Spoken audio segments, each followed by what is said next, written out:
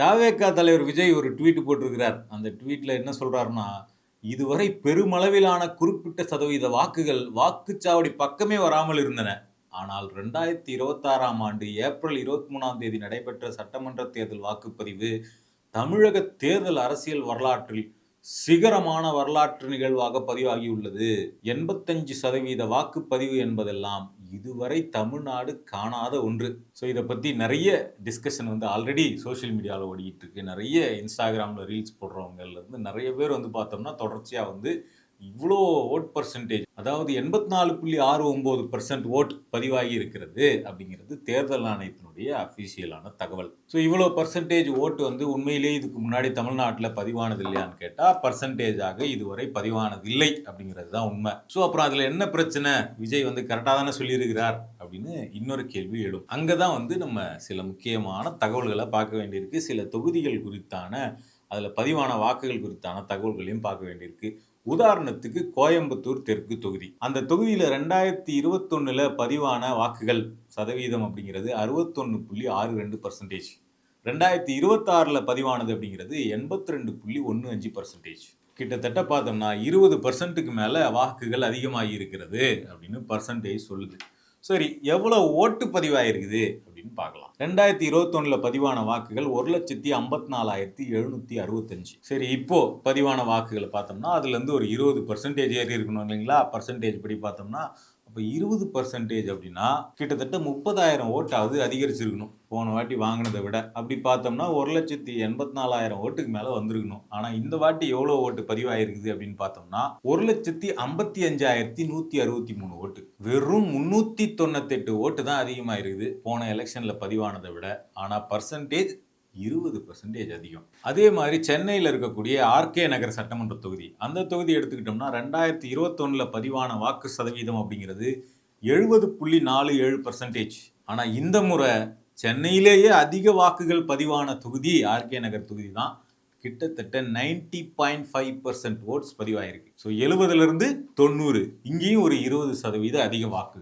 So TVK புதுக்கட்சி உருவாயிடுச்சு, அதனால கூட்டமாக இளைஞர்கள் வாக்களிச்சதுனால 20% ஓட்டு அதிகமாயிடுச்சா அப்படின்னு பார்க்கறதுக்காக எக்ஸாக்ட் நம்பர் ஆஃப் ஓட்ஸ் அதுக்குள்ள போனோம்னா 2021 சட்டமன்ற தேர்தலில் பதிவான வாக்குகள் அப்படிங்கிறது 1,85,000 வாக்குகள். இப்போ எவ்வளவு பதிவாயிருக்குன்னு பார்த்தோம்னா கடந்த வாட்டி வாங்கின வாக்குகளை விட 10,000 வாக்குகள் குறைவாக பதிவாயிருக்கு. ஸோ இதை பார்க்கும்போது போன வாட்டியை விட 10,000 ஓட்டு கம்மியா இருக்குது அப்படின்னா டிவிகே விஜயினுடைய வருகையினால இளைஞர்கள் ஓடோடி வாக்களித்து இந்த வாக்கு சதவீதம் அதிகரிக்கிறது அப்படின்னு சொல்லக்கூடிய கிளைம் அப்படிங்கிறது கேள்விக்குள்ளாக்கப்படுது. ஏன்னா போன வாட்டி பதிவான வாக்குகளை விட குறைவான வாக்குகள் தான் ஆர்கே நகர்ல பதிவாயிருக்கு. ஸோ அதே மாதிரி ஒட்டுமொத்த சென்னை சிட்டி அப்படின்னு எடுத்துக்கிட்டோம்னா 2021 பதிவான வாக்குகள் அப்படிங்கிறது வெறும் 60%. 2026 பதிவாகி இருக்கக்கூடிய வாக்குகள் அப்படிங்கிறது 83.7%. அப்படின்னா இங்கேயும் ஒரு 23% அதிகமா இருக்குது. ஆனா ஓட்டு எவ்வளவு அதிகமா இருக்குதுன்னு பார்த்தா 2021 24,16,000 வாக்குகள் பதிவாயிருக்குது. 2026 23,69,000 வாக்குகள் பதிவாயிருக்குது. ஒட்டுமொத்த சென்னை சிட்டியினுடைய வாக்குகள் அப்படிங்கிறது குறைந்திருக்கிறது. ஸோ அதனால இந்த வாக்குப்பதிவினுடைய சதவீதம் அதிகமானதற்கு எந்த வேவும் அல்லது யாருடைய வருகையும் காரணம் கிடையாது அப்படிங்கிறத தான் நமக்கு இந்த அப்சல்யூட் நம்பர்ஸ் அப்படிங்கிறத சொல்லுது. அதே மாதிரி விஜய் நிற்கக்கூடிய பெரம்பூர் தொகுதியை எடுத்துக்கிட்டோம்னாலே அது 2021 63% பதிவாயிருந்தது. இப்போ பயங்கர இன்க்ரீஸ் ஆயிருக்கு பர்சன்டேஜா பார்க்கும்போது. ஆனா அப்சல்யூட் ஓட் நம்பர்ஸா பார்க்கும்போது பெரிய அளவிலான மாற்றம் நடக்கல. ஒரு சின்ன லெவல் இன்க்ரீஸ் தான் நடந்திருக்கு. அதனால அவர் விஜய் நிற்கக்கூடிய தொகுதியிலேயே பெரிய இன்க்ரீஸ், ஓட்டர் இன்க்ரீஸ் அவருடைய முகத்துக்காக நடந்தது அப்படின்னு சொல்லிக் கொள்ளும் அளவுக்கு தரவுகள் இல்லை. சரி, ஒட்டுமொத்த தமிழ்நாட்டுக்கும் பார்ப்போமே. தொகுதியா சொல்லிட்டு இருக்க தமிழ்நாட்டுக்கு ஏன் சொல்லலை அப்படின்னா ஒட்டுமொத்த தமிழ்நாட்டுக்கு அப்படின்னு பார்த்தோம்னா 2021 பார்த்தோம்னா 73.63% பதிவாயிருந்தது. ஒட்டுமொத்தமா எவ்வளவு ஓட்டுன்னு பார்த்தோம்னா 4.63 கோடி வாக்குகள். இப்ப அடுத்து 2026 எடுத்துக்கிட்டோம்னா 84.69%. ஆனா பதிவான வாக்குகள் எவ்வளவு அப்படின்னா 4.85 கோடி. ஸோ ஒரு 21 லட்சம் அல்லது 22 லட்சம் வரையிலான வாக்குகள் அதிகமாக இருக்கிறத பார்க்க முடியுது. ஸோ 22 லட்சம் பேர் 20 லட்சம் பேர் வாக்குகள் அதிகமாக போட்டிருக்காங்கன்னா இதை போய் எப்படி 20 லட்சம் பேர் சும்மாவா, 20 லட்சம் பேர் போய் புதுசாக ஓட்டு போட்டிருக்காங்கல்ல அப்போ இது ஒரு பெரிய மாற்றம் தானே, இது விஜயால் நடந்திருக்கும்ல அப்படின்னு கேட்கலாம். ஆனால் இதுக்கு முன்னாடி டேட்டாவே நம்ம பார்க்க வேண்டியிருக்கு. 2016 எலெக்ஷனையும் 2021 எலெக்ஷனையும் கம்பேர் பண்ண வேண்டியிருக்கு. 2016 எலெக்ஷன் எடுத்துக்கிட்டோம்னா 74.81% ஓட்டு பதிவாயிருந்தது. மொத்த ஓட்டு எவ்வளோன்னு பார்த்தோம்னா 4.35 கோடி ஓட்டு பதிவாயிருந்தது. 2021 நம்ம முன்னமே பார்த்த மாதிரி 4.63 கோடி ஓட்டு பதிவாயிருந்தது. அப்போ இந்த ரெண்டுத்துக்குமான டிஃப்ரென்ஸ் அப்படிங்கிறது 28 லட்சம். ஸோ கடந்த 2016 தேர்தலோட ஒப்பிடும்போது 2021 எவ்வளோ அதிகமாச்சோ அதை விட 2021 ஒப்பிடும்போது 26ல் குறைவாகத்தான் அதிகரிச்சிருக்கு. ஸோ இது கிளியரா சொல்றது என்னன்னா, இந்த வாக்கு எண்ணிக்கை அதிகமானது அப்படிங்கிறது எந்த வேவ் அல்லது எந்த அலையின் காரணமாகவும் இல்லை அப்படிங்கிறத இந்த வாக்கு எண்ணிக்கைன்றது அப்படி கிளியரா காட்டுது.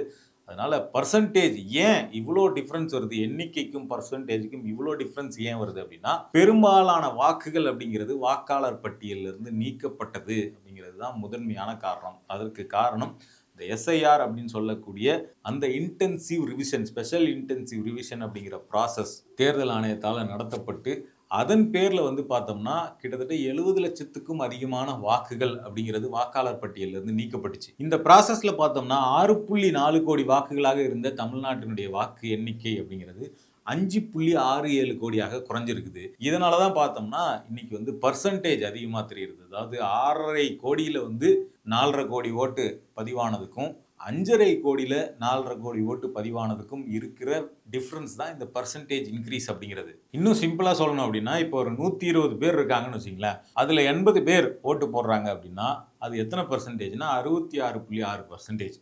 இதே இப்போ 100 பேர் இருக்காங்க, அந்த 100ல் 80 பேர் ஓட்டு போடுறாங்க அப்படின்னா அது 80%. ஆனால் ஓட்டு போட்ட நம்பர் சேம் தான், 80 தான். 120ல் 80ங்கிறது 66%, 100ல் 80ங்கிறது 80%. இந்த டிஃப்ரென்ஸ் தான் இன்னைக்கு தேர்தலில் எண்ணிக்கையில் வெளிப்பட்டிருக்கக்கூடிய அந்த பர்சன்டேஜ் டிஃப்ரென்ஸ். இதே மாதிரி தான் வெஸ்ட் பெங்காலில் பார்த்தோம்னா 92% வாக்குகள் அந்த முதல் கட்ட வாக்குப்பதிவில் வந்திருக்குது அப்படின்லாம் சொல்லியிருக்கிறாங்க. ஸோ இந்த பர்சன்டேஜ் இன்க்ரீஸ் அப்படிங்கிறது தமிழ்நாட்டில் மட்டும் நடக்கலை, வெஸ்ட் பெங்கால்லையும் நடந்திருக்கு அப்படிங்கிறதையும் சேர்த்து நம்ம பார்க்க வேண்டியிருக்கு. ஸோ இதை வச்சுக்கிட்டு தான் பார்த்தோம்னா இந்த எஸ்ஐஆர் பண்ண சாதனையால் தான் இப்போ நாங்கள் 85%, 90% சொல்லிட்டு வாக்கெடுப்புகளில் பர்சன்டேஜ் வந்துக்கிட்டு இருக்கு. இது ஒரு மிகப்பெரிய சாதனை அப்படின்னு சொல்லிட்டு எலெக்ஷன் கமிஷனும் பாஜக அரசும் கிளைம் எடுத்துக்கிட்டு இருக்காங்க. ஆனால் இந்த எஸ்ஐஆர் ப்ராசஸ் இவ்வளவு அவசரமாக நடத்தி முடிக்கப்பட்டதில் எத்தனை பேர் பாதிக்கப்பட்டிருக்கிறார்கள், எத்தனை மக்கள் வாக்குகளை இழந்திருக்கிறார்கள் அப்படிங்கிற தகவலை ஒரிஜினலாக, அதாவது இறந்தவர்கள் அல்லது டூப்ளிகேட்டாக இருந்தது இதெல்லாம் தவிர்த்து எலிஜிபிள் ஓட்டர்ஸாக இருக்கக்கூடிய வாக்காளர்களில் எத்தனை பேர் வாக்குகளை இழந்திருக்கிறார்கள் அப்படிங்கிற ஆய்வை பர்டிகுலராக தமிழ்நாட்டின் பெரிய கட்சிகளாக இருக்கக்கூடிய கட்சிகளும், குறிப்பாக தமிழ்நாட்டில் 2026ல் எந்த கட்சி ஆட்சியில் அமர்ந்தாலும் அவங்க அதை எடுத்து அந்த மக்களுக்கான வாக்குறுதியை உறுதி பண்ணுறதுக்கான வேலையில் ஈடுபடணும் அப்படிங்கிறதும் ரொம்ப முக்கியமானது. ஏன்னா இந்த எஸ்ஐஆர் மூலமாக நடந்திருக்கக்கூடிய இந்த பர்சன்டேஜ் அதிகரிப்பை வந்து வெறும் வெற்றியாக கொண்டாடிடாமல் உண்மையிலேயே பாதிக்கப்பட்ட மக்கள் எத்தனை பேர் அப்படிங்கிற டேட்டாவை வெளிக்கொண்டு வரணும் அப்படிங்கிறதும் ரொம்ப முக்கியமானது. அடுத்ததாக ரொம்ப முக்கியமாக வந்து இந்த தேர்தல் நன்றி அறிவிப்புலையுமே வந்து பார்த்தோம்னா இவர் வந்து குறிப்பாக நம் குடும்பத்தினரை வழிநடத்திய என் குட்டி நண்பா நண்பீஸுக்கு என்னுடைய உங்கள் விஜய் மாமாவின் ஸ்பெஷல் வணக்கமும் நன்றியும் சொல்கிறாரு.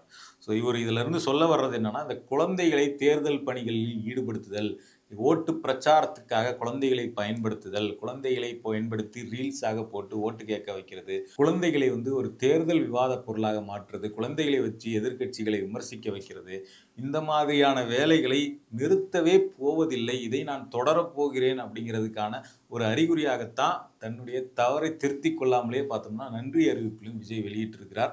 ஸோ இது மாதிரி குழந்தைகளை தேர்தல் விஷயத்தில் ஈடுபடுத்துறது அப்படிங்கிறது தேர்தல் வயலேஷன் அப்படிங்கிறது ஒரு பக்கம், தேர்தல் விதிகள் வயலேஷன் அப்படிங்கிறது ஒரு பக்கம், இன்னொன்று பக்கம் ஜுவைனல் ஜஸ்டிஸ் ஆக்டின் கீழே குற்றமாக பதியப்படக்கூடிய ஒரு நடவடிக்கை.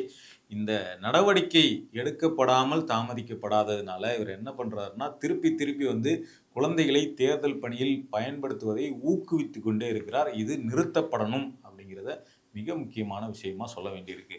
குழந்தை பருவம் அப்படிங்கிறது விளையாடுவதற்கும் படிப்பதற்கும் தெரிந்து கொள்வதற்கும் தானே தவிர உங்களுடைய தேர்தல் வாக்கு அரசியலில் குழந்தைகளை கொண்டு வந்து குழந்தைகளுடைய எதிர்காலத்தை கேள்விக்குள்ளாக்காதீங்க அப்படிங்கிறதையும் சேர்த்து இந்த வீடியோவில் நம்ம சொல்லிக்கிறோம்.